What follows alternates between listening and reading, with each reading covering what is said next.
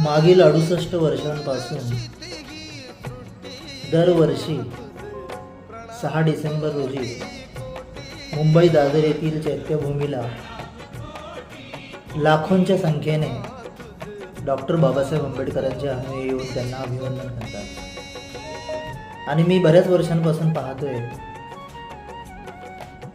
आपली चैत्यभूमी स्वच्छ चैत्यभूमी हा अभियान आम्ही आंबेडकरवादी संस्थेकडनं खूप चांगल्या पद्धतीने नियोजन करतात.